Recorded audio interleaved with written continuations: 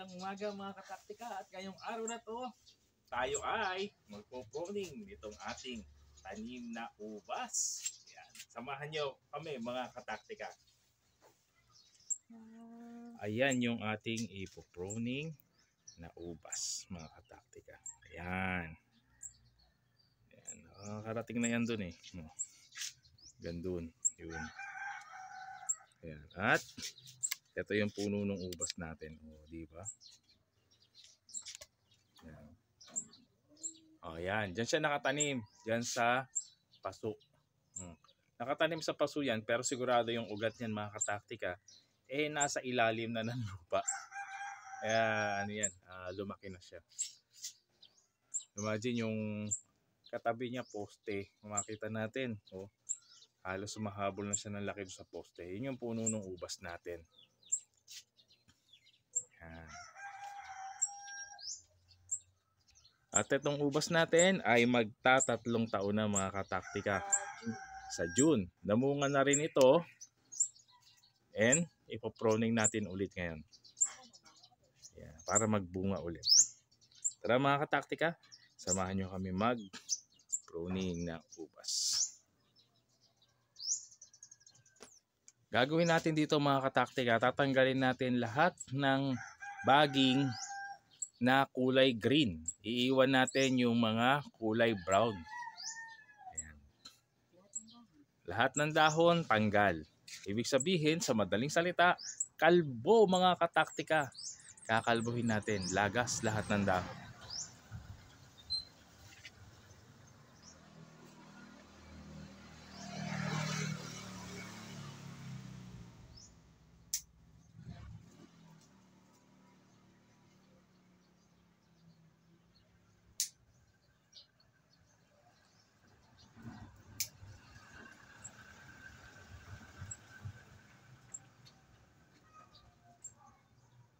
Pipilihan natin yan kung ano ang pwedeng itanim mga kataktika.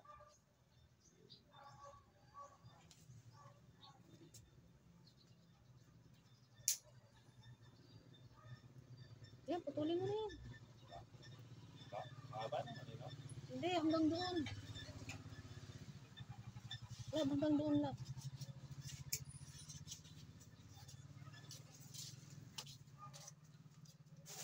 Sa isang banda, nakakapanghinayang magpupul. Kasi maisip natin baka magbigay pa ng bunga yan. Pero, hindi mga kataktika. Huwag manghinayang. Alisin natin yung mga dahon, sanga, na napatanggalin para magbigay ng magandang bunga ang ating mga tanim na ubas.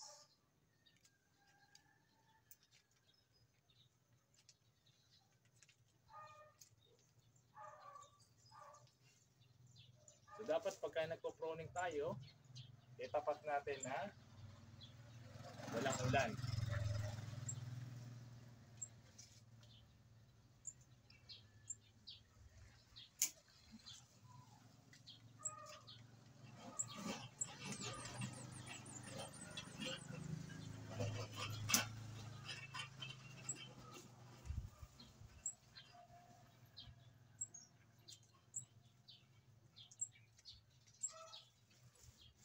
Basta tandaan natin mga kataktika, puputulin natin ay yung area na kulay green. Iwan natin yung kulay brown.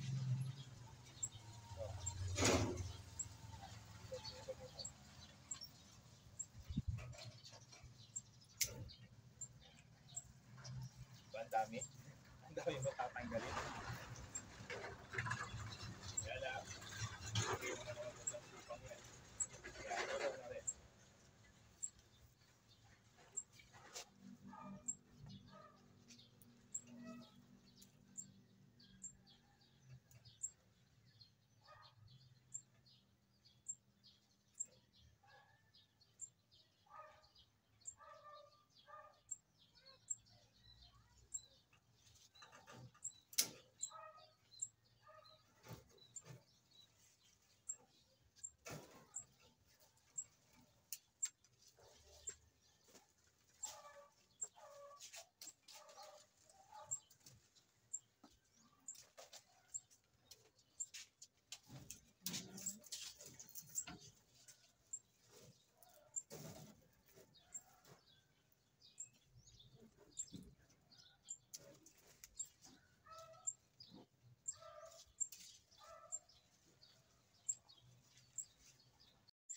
Yan mga kataktika, yung ginawa natin na pagpo-pruning ng ating grapes.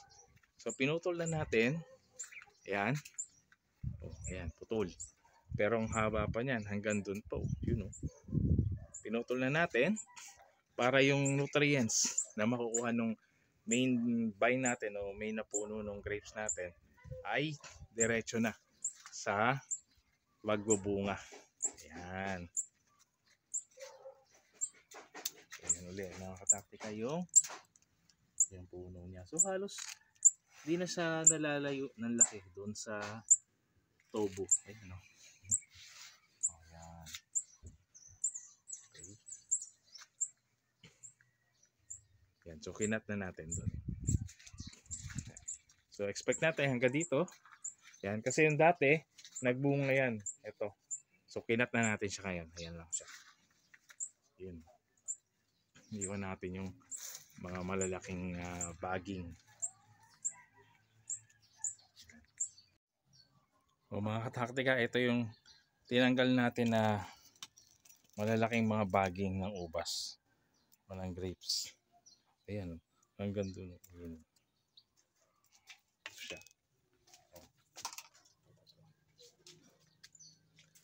Ayan.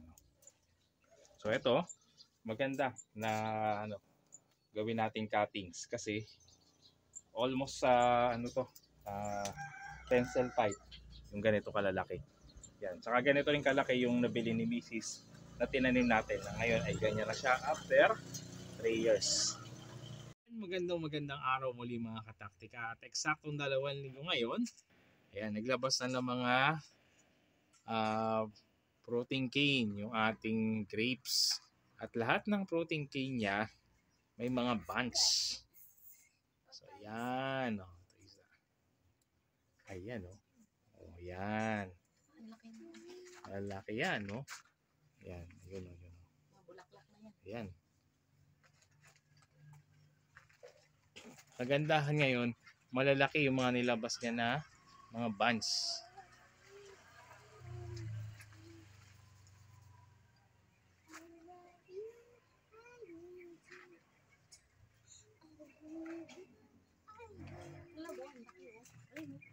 Oo, ayan.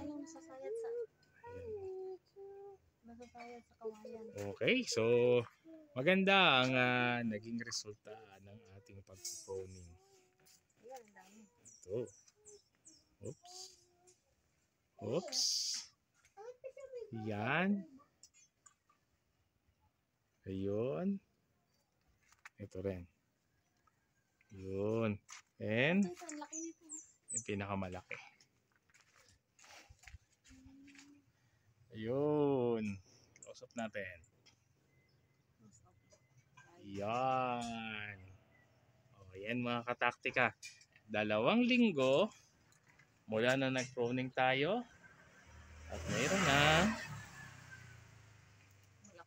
mga bulaklak ang ating ubas. So itong ubas natin, ito yung Brazilian hybrid.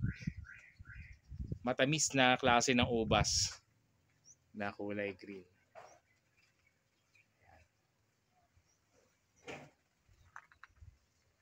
Yan. Don't forget to like, share, and subscribe. Ating chicken manure, ayan makikita nyo. Ano na yan? Umaga, napa-aging na yan. So, hindi na yan makaka-harm sa halaman. So, yun ang kagandahan na ilalagay sa halaman yung ganyan. Okay? So, ito yung ating ubas. Mula nung nag-pruning tayo, 3 linggo na ngayon. Ayan, rug. Dito siya tumitira.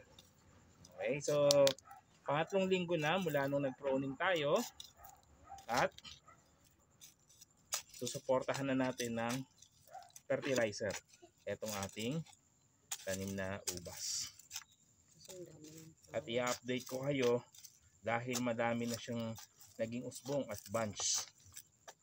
Yan, so lagyan lang natin yung gilid niyan ng nasabing bayubo. Ayan, oh. Bayubuan lang natin siya.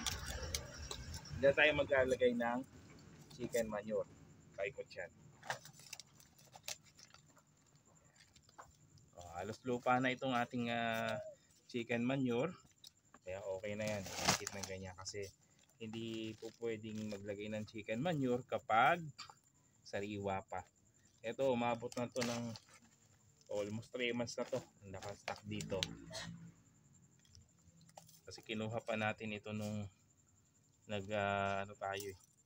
nag-rehoming tayo ng mga alaga manok natin. Harvest natin yung chicken manure. Yan.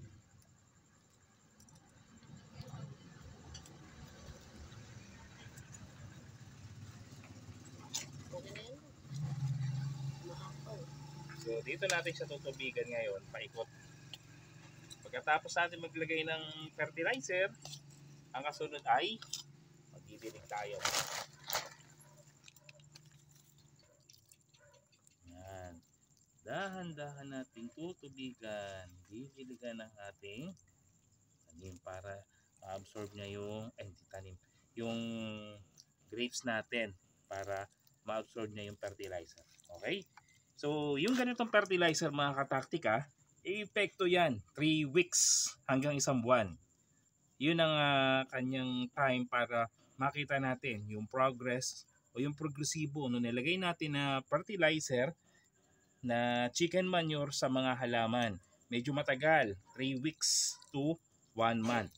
At sakto yun dahil ganun katagal na makikita natin ang kanyang susuportahan na bunga ng ubas. So yan ulit.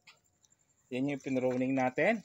At eksakto 3 linggo mula nung nag-proning tayo, ganyan nakahaba. Yan. O di ba? Mahaba na. At ang kanyang mga buds, ayan. Yan na yung buds niya. Yan o. Yung mga buds ng ating grapes. Lahat ng naging usbong niya, yan, nagbigay siya ng bunch.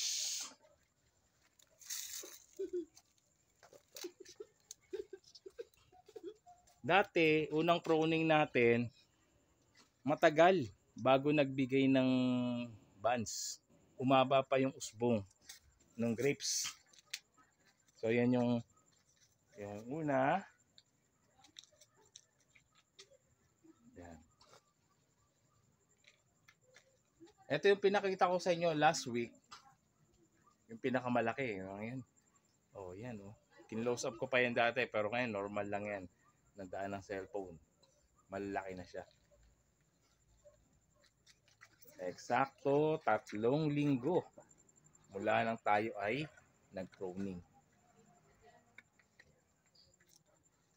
So, yan. Yan, oh.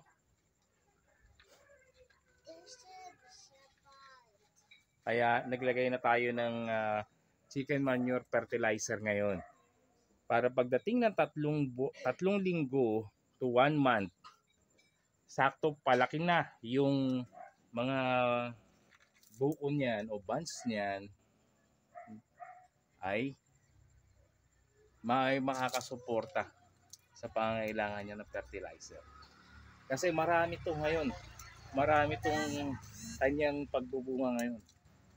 Kaya sulit. Yan. Yan mga taktika. That's all for today. Don't forget to like, share, and subscribe. 3 linggo mula nang nag-pruning tayo. So yan, nakita na natin yung usbong ng grapes. Nagbigay ng mga bunch. Naglagay na rin tayo ng chicken manure fertilizer para saktong suportahan niya ang paglaki ng ating mga ubas. Thank you for watching. Update ko ulit kayo sa mga susunod.